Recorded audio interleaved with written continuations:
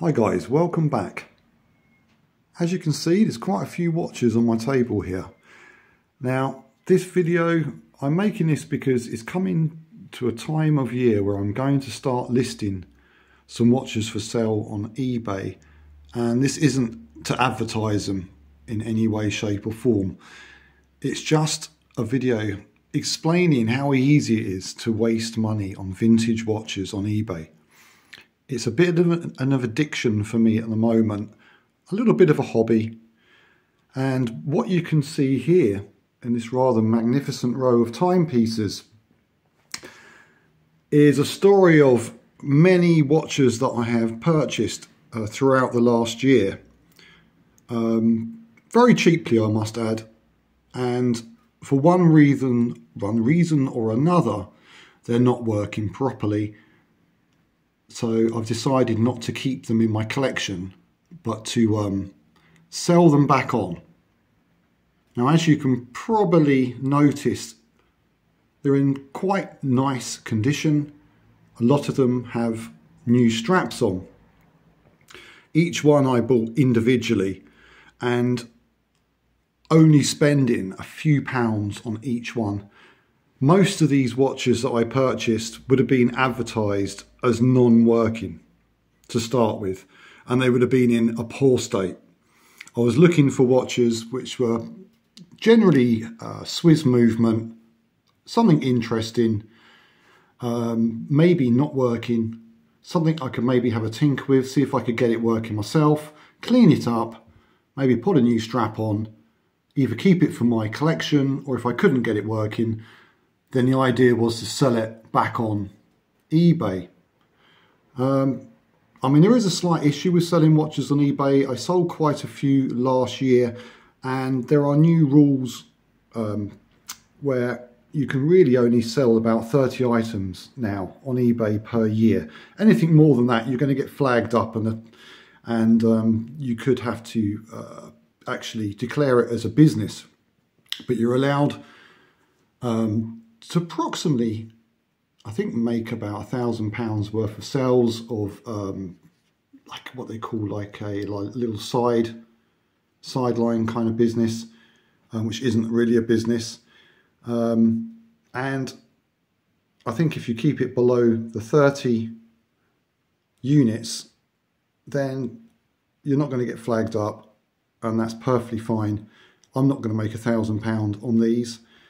I'll be lucky to break even. Hopefully I will make some profit on some of them, but the problem is the postage where I purchased the watches, that eats a little bit into the any profit.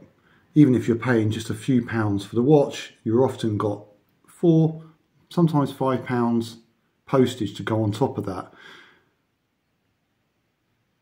So it's not always easy to get your money back or make a profit, as it may seem.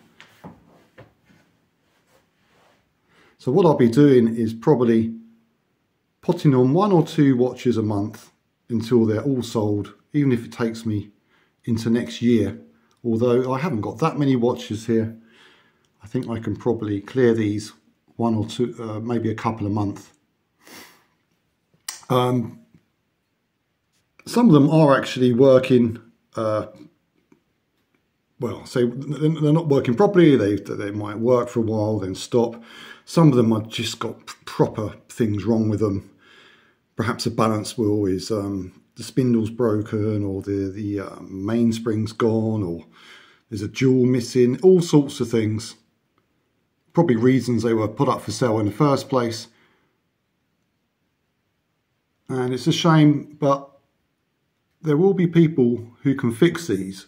People who actually know about watches and have got the tools. None of them are beyond fixing.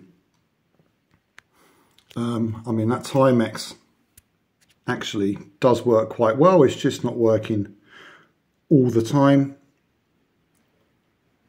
That little Avia, I couldn't get going at all. Not quite sure what's wrong with that. Just can't get it going. The Seconda, that one, I broke the jewel on trying to fix it. My fault. Was working slightly, but I did something, broke the clip. That's right, I was trying to service it myself, and I took the clip which holds the jewel out and I broke the clip. I think I showed that in another video.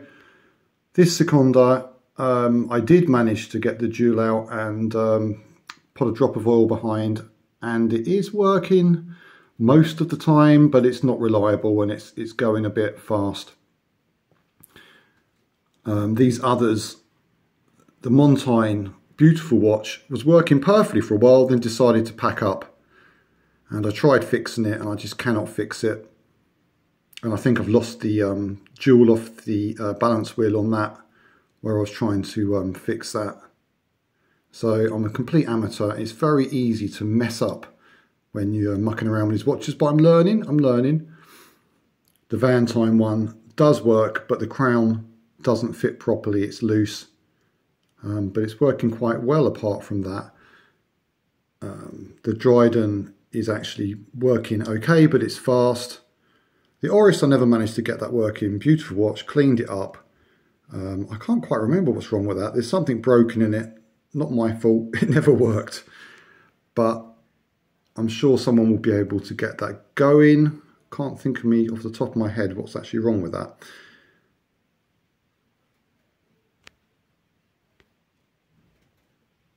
Yeah, the Pioneer, I think that's got a broken balance wheel spring.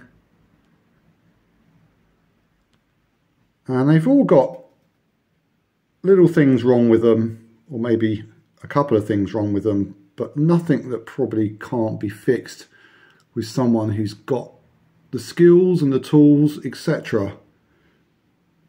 Yeah, some of these, this one I just purchased, this rotary, which is a bit of a strange watch. It looks old, but I think it's not that old because the face is almost like a printed face. And that's got a broken pivot on the balance. It had it when I bought it. I can't fix that. It's a shame. And it looks like it's had a new glass as well. It's got a big chunk of glass on it. So I don't know what's happened to that watch. I bought that one recently. So, but it was sold as not working. So, you know, I can't moan about it. I just thought it might be something like it was overwound or just needed a drop of lubrication, that type of thing. That one in the middle, the Solara that came without a crown, didn't realise when I bought it on eBay, wasn't mentioned or listed. There was no photos of a missing crown. It did say it wasn't working, which is fair enough, but it was actually missing the crown. So I was kind of scammed a little bit with that watch. But it's a beautiful looking watch. It's cleaned up very nicely, and someone may be able to fix that. The Oris has got a broken balance spring. Can't remember what's wrong with the Ingersoll. It never worked. Something major wrong inside of there. That was a freebie that someone gave me when I got the Valentine watch. And with all these, as I said, I've cleaned all the cases up and the crystals as much as I can. They generally come in quite a grotty state when you buy a used watch at that price point. I mean, that Seconda was absolutely filthy. Scrubbed up the strap and the case, and they all present very nicely now. The straps, like on this Timex Marlin, I paid like £3 from AliExpress. Can take a couple of weeks to arrive. And then you've got these material kind of army style straps.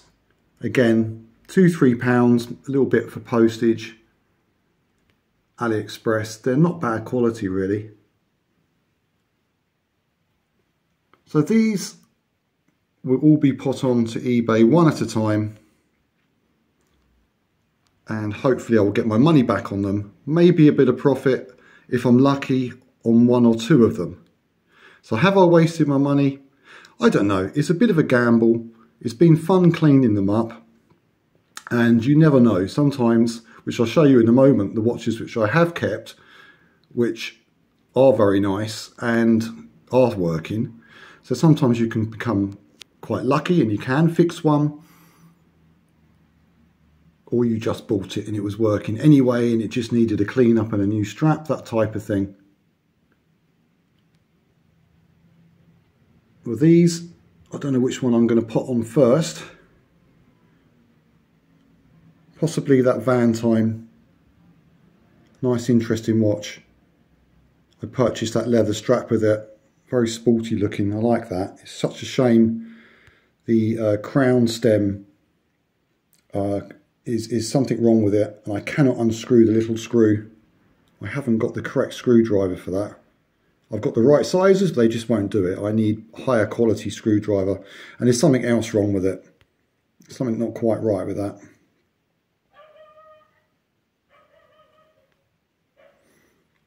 Yeah, I'll put that on first.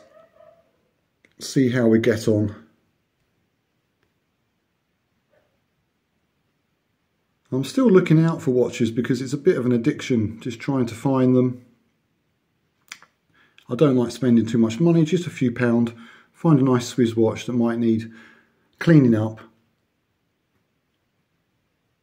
And if it's good enough, I'll keep it in my collection. So I'll show you the ones that are in my collection.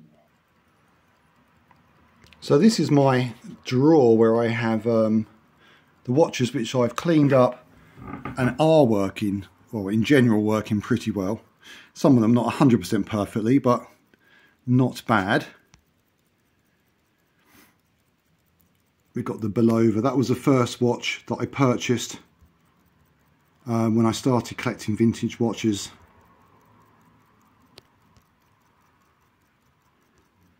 And some of these were very good purchases, and I would definitely make a profit on them if I was to sell them again.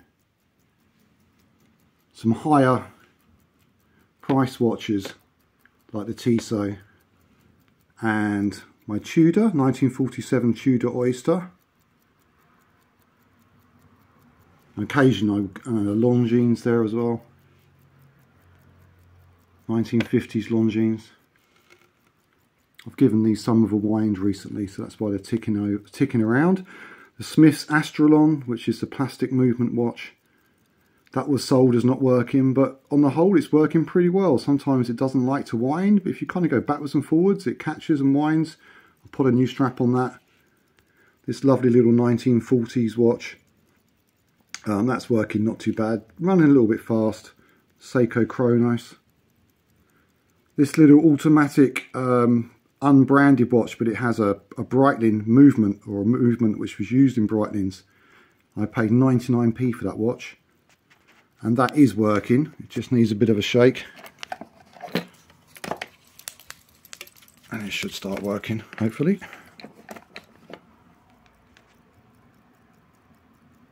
Hang on, maybe a bit more of a shake.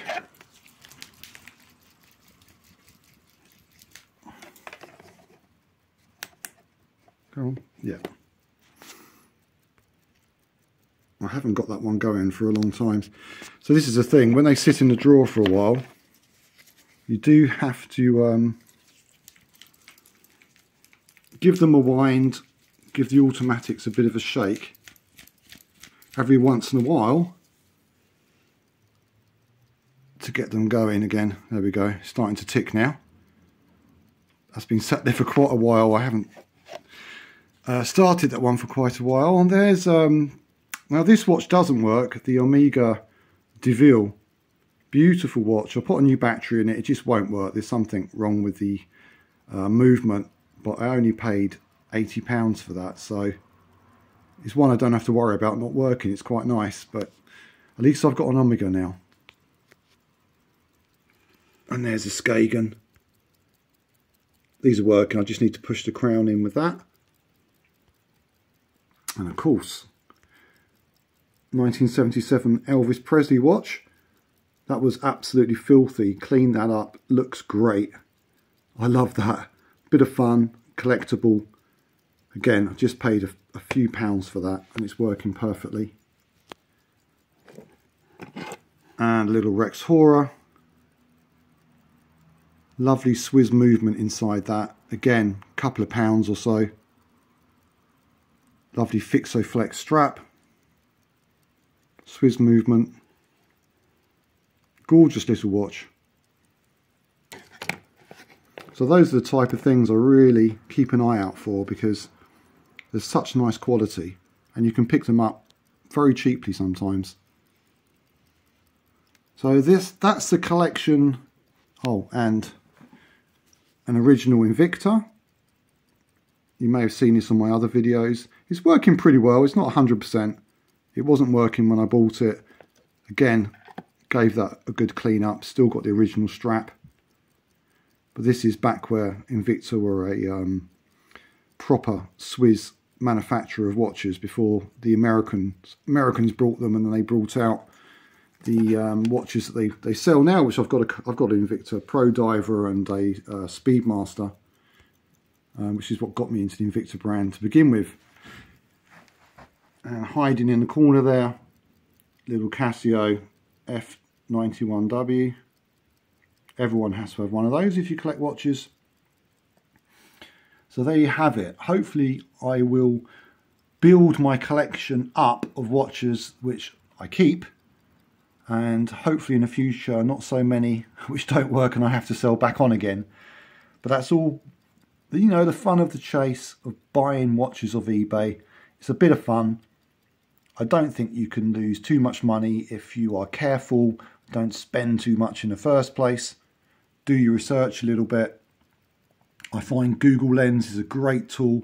When I'm looking at eBay watches, I will often take a screenshot of the watch, then pop that up on Google Lens, and then you can find other watches which are the same, and quite often find more about them, obviously, and perhaps what they sold for.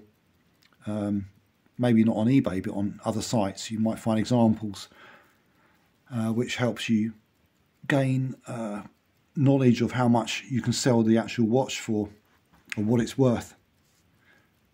Okay guys, well thank you very much for watching this little video. I'm going to carry on looking for watches on eBay, although I'm finding it more and more difficult. I think there's a lot more people looking for vintage watches, so some of them go for more money than I'm prepared to pay, so you have to be patient. But every once in a while something will come up and it's a bargain. Of course it depends. I mean, some people have got a very much bigger budget than me, and they can go in a bit more heavy-handed and purchase some of the better watches. But for instance, you know, the Tissot, what did I pay for that? Crikey, it was like £17–20, something like that. I didn't pay a lot for that, but it's worth a lot more than that. But that's very rare to find that type of thing. And the Tudor I paid about 300, so I think it's worth a bit more than that. I didn't do too bad. Anyway guys, take care, happy watch hunting,